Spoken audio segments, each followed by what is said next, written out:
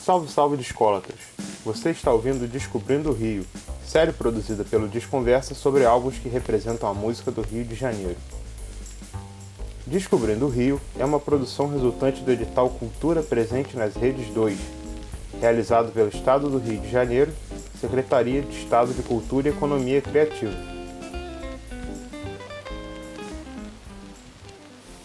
Em 2004, o funk carioca ainda lutava por espaço no mundo da música.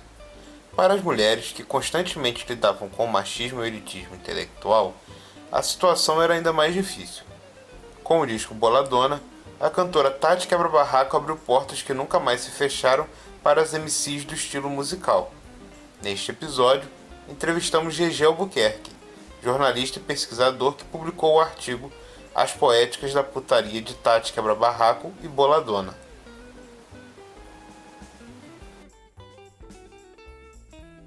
Nascida Tatiana dos Santos Lourenço em 21 de setembro de 1979, a cantora apelidada de Tati Quebra-Barraco nasceu e foi criada na comunidade da Cidade Deus, na zona oeste do Rio de Janeiro.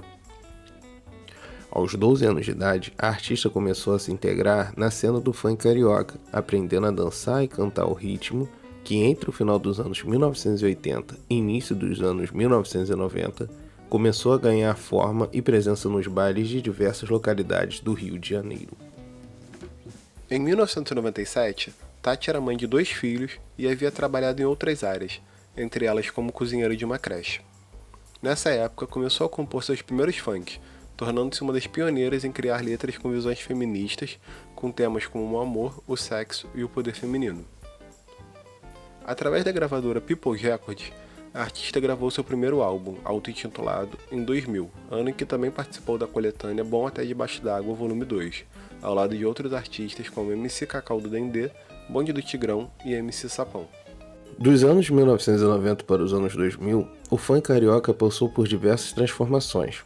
Uma delas foi a transição dos temas das músicas. Se a geração de artistas como MC Bob Rum, ou as duplas Cidinho e Doca e Coyote e Raposão cantavam sobre o amor romântico e a crítica social, a nova geração surgia com mais destaque para MCs mulheres e abria espaço por uma outra forma de poética, a poética da putaria. Você tinha poucas mulheres conquistando visibilidade. Isso é diferente de dizer que não tinha mulheres cantando. Muito provavelmente você tinha mulheres cantando funk, mas devido a toda a estrutura machista, né, do mercado musical e dos bastidores do funk e tal, elas não chegavam nos holofotes. A gente tem uma exceção, que é a MC Cacau, mas que tá nesse esquema do funk romântico, né? E tem uma outra que é de BH, que não se fala muito dela, não tem nem foto, não se sabe o nome dela, que é a MC Elu, que tá num disco chamado Fábrica Ritmos, que é de BH, de 92. Ela canta uma música chamada Tira a Mão de Mim. Ela já faz um pouco essa zoeira com um homem que a gente vê no disco da Tati, e também fala sobre uma denúncia, né, contra assédio e tal. Tanto é que o nome da música é Tira a Mão de Mim. Mas ela é meio que uma exceção, né? Majoritariamente, 80 e 90 você tem essa coisa romântica, né? Do funk melody e tal. E aí passa pra a putaria. A Daisy Tigrona justificou essa mudança no documentário Sofia Mas Tô na Moda. Ela fala que essa passagem pro funk do prazer, como ela chama, aconteceu porque os bailes de briga, né? O corredor, lado A, lado B e tal, estavam enfraquecendo o movimento em termos de público. Era muito restrito. Então se precisou oxigenar, colocar uma coisa diferente e tal, e a putaria foi o que apareceu. E aí também na putaria foi o lugar em que as mulheres conquistaram mais visibilidade, assim. E aí é uma coisa meio complicada, porque você vê MCs mulheres como MC Dandara, por exemplo, falando que só sentiram que o trabalho delas tinha interesse, recebia interesse das pessoas quando lançavam músicas sobre putaria.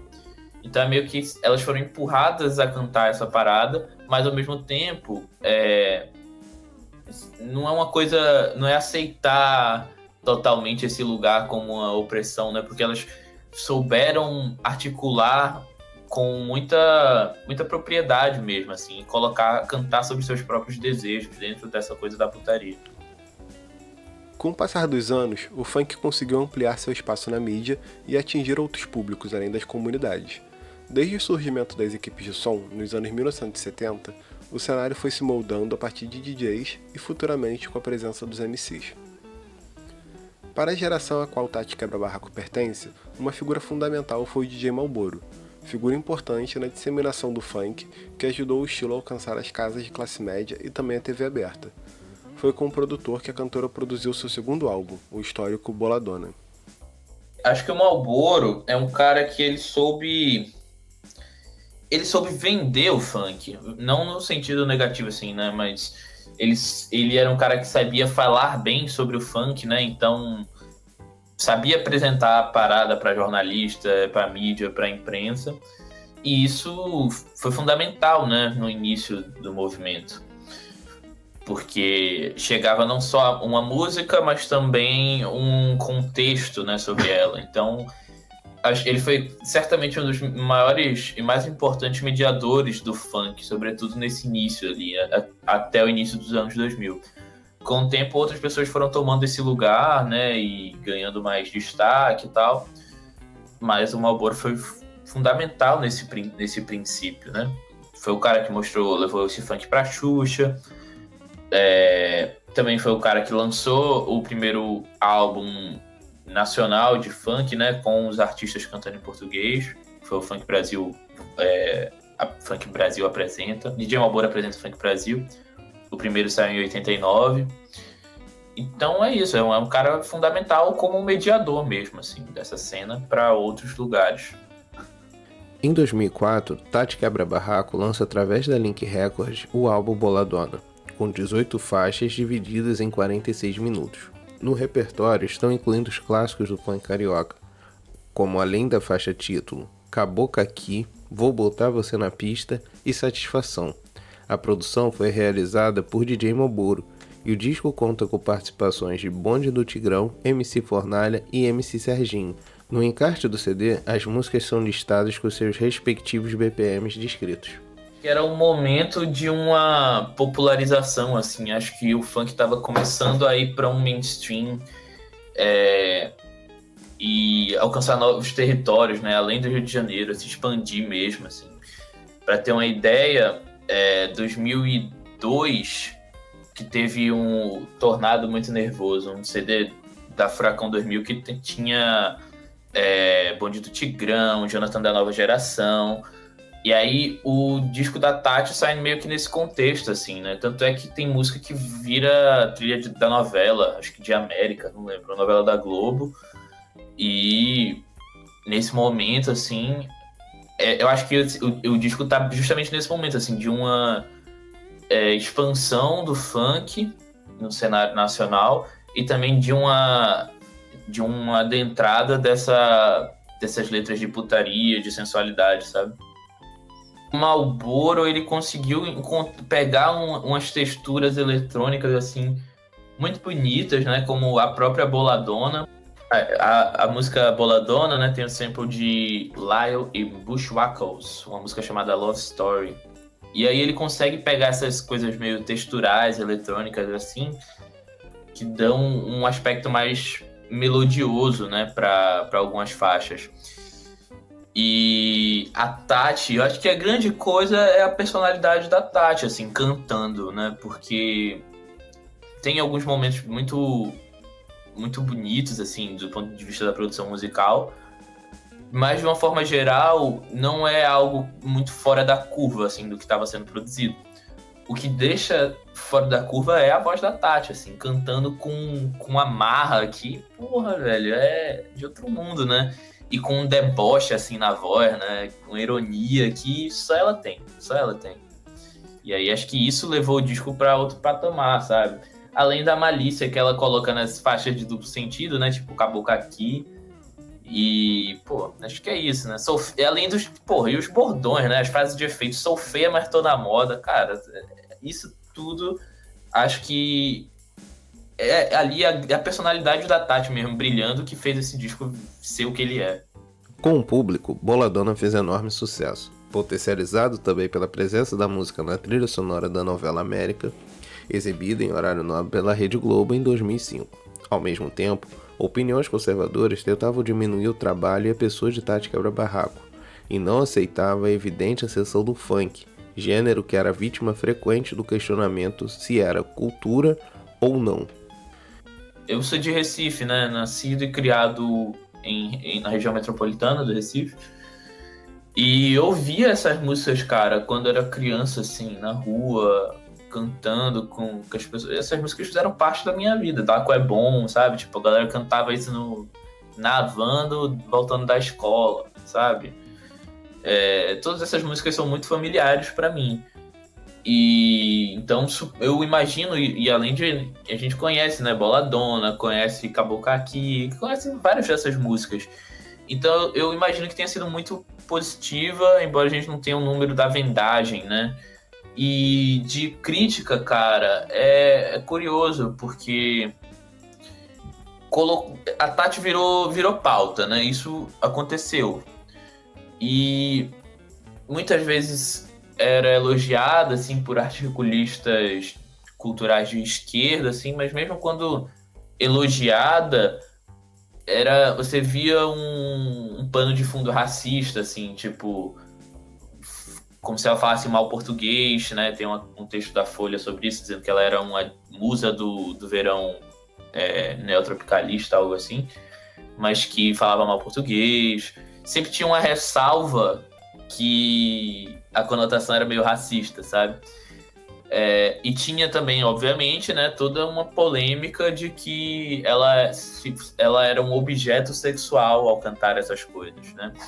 A secretária do governo federal de políticas para as mulheres, Rose Muraro, disse isso em entrevista à História, que ela estava se colocando como um objeto sexual, né? E por isso que seria um absurdo o governo financiar a apresentação dela num festival feminista na Alemanha, o Lady Fest. Isso aconteceu, né? Ela chegou a tocar nesse festival e tal. E aí se causou essa grande polêmica de se a música dela era feminista ou não. Mas é isso, acho que de um modo geral é um disco que fez a Tati virar pauta, sabe? Isso aconteceu. A participação da artista no Lady Fest, festival feminista realizado em Stuttgart, na Alemanha, gerou polêmicas bastante preconceituosas no Brasil em 2004. Enquanto a artista brilhava nos palcos europeus, conservadores discutiam sua relevância enquanto artista e figura representativa da cultura brasileira. O governo, né, na época o Ministério da Cultura era chefiado pelo Gilberto Gil, bancou a viagem dela para lá. E aí ela também aproveitou e fez uma pequena turnê europeia, né? Passando não só pela Alemanha, não só por Stuttgart. A chefe da pasta de políticas para mulheres, Rose Muraro, criticou isso, dizendo que a música dela não era feminista, né? Que essa coisa essa temática da libertação sexual era coisa do passado, dos anos 60 e tal. E que ela, na verdade, estava muito mais se colocando como um objeto do que um agente do sexual, né? Um objeto e não um agente do seu próprio prazer. E é isso, essa foi a grande discussão, se a música dela era feminista ou não. Alguns livros um pouco mais antigos sobre funk, como o Funk Quem Quiser, da Adriana Lopes, vão criticar também essa noção. A Tati, naquele momento, não se afirmava como feminista. Ela dizia assim, se eles dizem que eu sou, então, né, eu sou. Mas isso só mostra como ela de fato era, né? Tinha essa consciência, mesmo que essa palavra soasse um pouco esquisita, né, para ela. Hoje em dia ela se afirma muito, né? Ela já se coloca dessa forma com muita naturalidade e assim, estava à frente, né, desse debate intelectual que estava querendo dizer que ela não era ou que não fazia parte disso, que era outra coisa e tal. A Tati já era assim, feminista mesmo, e hoje o posicionamento dela, o entendimento dela né, mais velha, e depois de uma popularização do movimento feminista também, né? Só mostra como ela já estava à frente disso tudo.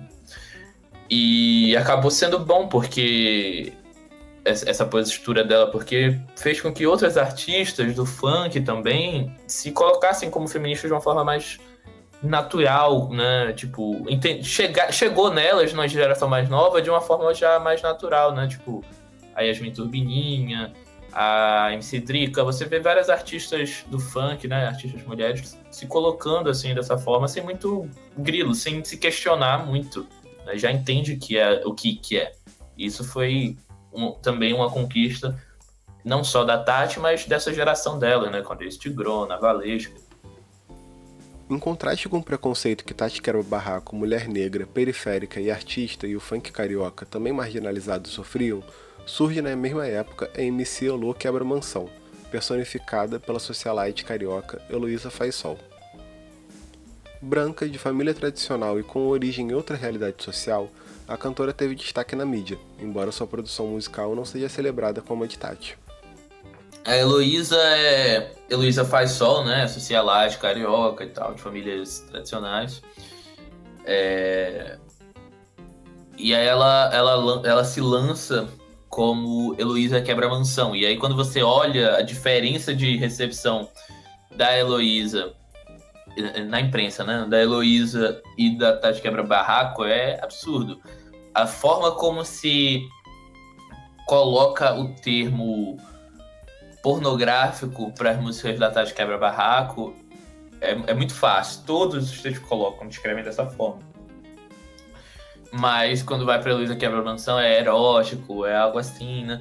É muito diferente. E a Heloísa lançou música e rapidamente já era assunto da Mônica Bergamo, né? Colunista enorme, gigante, da Folha de São Paulo. Quanto tempo a Tati teve que ralar para chegar próximo disso, né? Claro, Heloísa Faisal, né? Não só a socialite, como a socialite branca. E aí a gente percebe, quando a gente compara, a gente percebe como esses artifícios são diferentes e como o rótulo de pornográfico, ele também tá numa lógica de poder mesmo, assim, né? Você rotular determinadas músicas como pornográficas para diminuir o valor dela, ou o significado e a proposição artística que tem ali, né?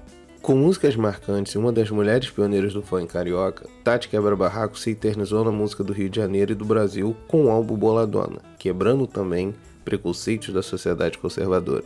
Com sua poética da putaria, a cantora segue como um dos nomes mais relevantes na popularização do funk carioca nos anos 2000. Cara, eu acho que esse disco, ele é talvez a maior afirmativa, assim, dessa música de putaria, né?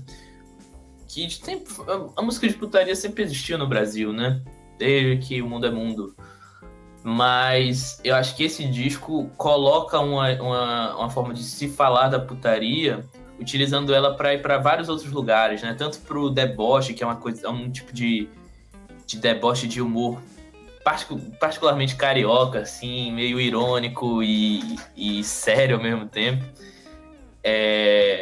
E solar pra caramba, assim, né? E tem também usar a putaria pra falar de várias outras questões, né? A Tati usa isso pra debochar do homem, né? E de uma masculinidade, de uma ideia de virilidade e tal. Usa isso pra questionar questões de classe, né? Ela vai debochar dos playboys e tal. E isso tudo, cara, virou... foi referência para uma série de artistas, assim. Eu entrevistei a Linda Quebrada, ela falou que essas músicas do funk nessa geração aí da Tati foram fundamentais, né, para ela. E acho que se hoje a gente tem sei lá, uma música de Anitta ou de Luísa Sonza que fala sobre quicar, sobre sentar, rebolar, isso, né, toca em rádios, toca em horário, né, nobre e tal, não é nenhum grande tabu. Muito disso veio da geração da Tati, né? De trazer isso, de falar isso de uma forma mais natural, assim, né? Sem muito pudor. Então, acho que tem uma revolução, é parte de uma revolução comportamental, sabe?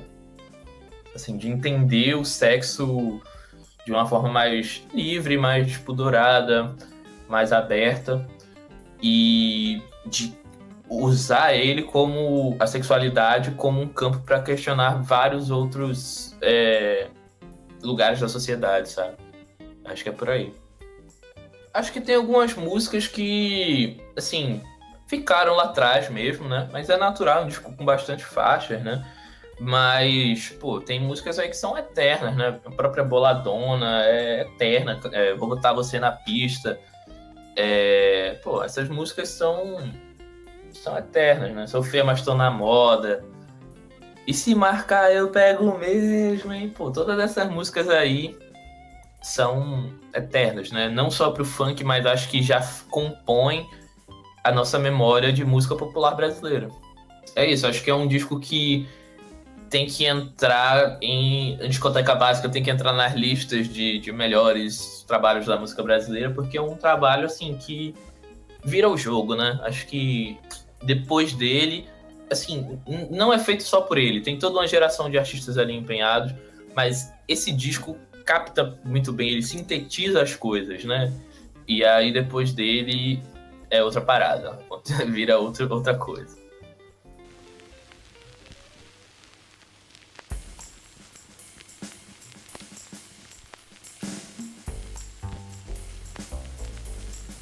Esse foi o Descobrindo o Rio, uma produção do Desconversa resultante do edital Cultura Presente nas Redes 2, realizado pelo Estado do Rio de Janeiro, Secretaria de Estado de Cultura e Economia Criativa.